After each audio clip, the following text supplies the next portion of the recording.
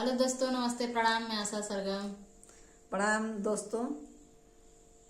जो भी आप लोग सुन रहे हैं हम लोग के गीत, आप लोग बताइए कृपया कि आप लोग कहाँ कहाँ से सुन रहे हैं। सभी लोग के कमेंट का जवाब दिया जाएगा और आप लोग सपोर्ट करिए। आप लोग सपोर्ट की बहुत ज़रूरत है। हम लोग छठ माता गीत लेकर आए हैं, आप सुनिए, जैसा भी लगेगा बताइएगा।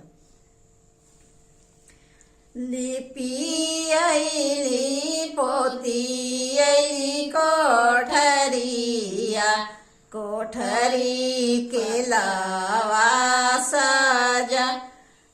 लिपि अइली पोती अइली कोठरिया, कोठरी के लावा सजा।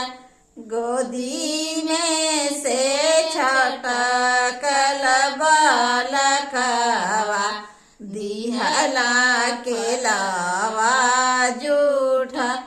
गोदी में से छटकल बालकवा, दिहला के लावा जूठा।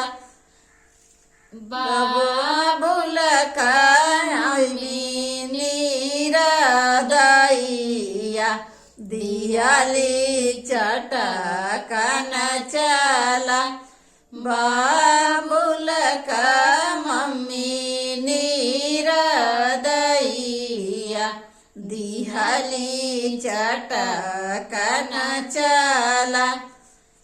तड़पी के बोले छठी मैया, काहे दियालू चटकन चला। तड़पी के बोले छठी मैया, काहे दियालू चटकन चला। हमार दिहल बालक हमुआ, काहे दियालू चटकन चला।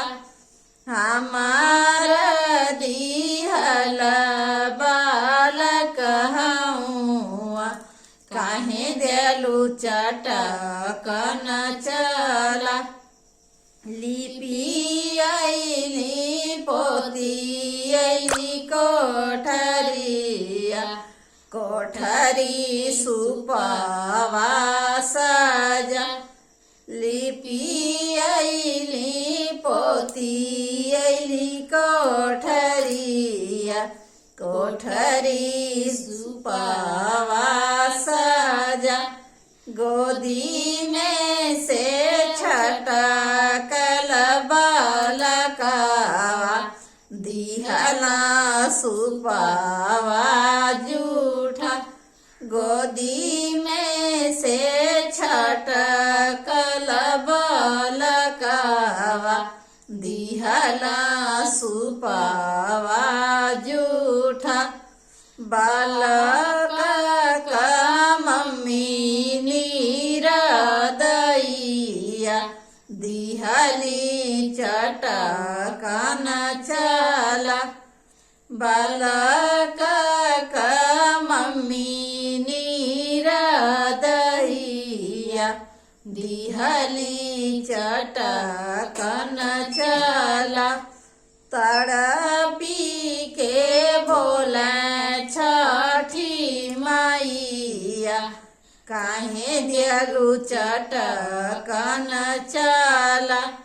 तड़पी के बोले छठी मैया, काहे दियालू चटकन चला।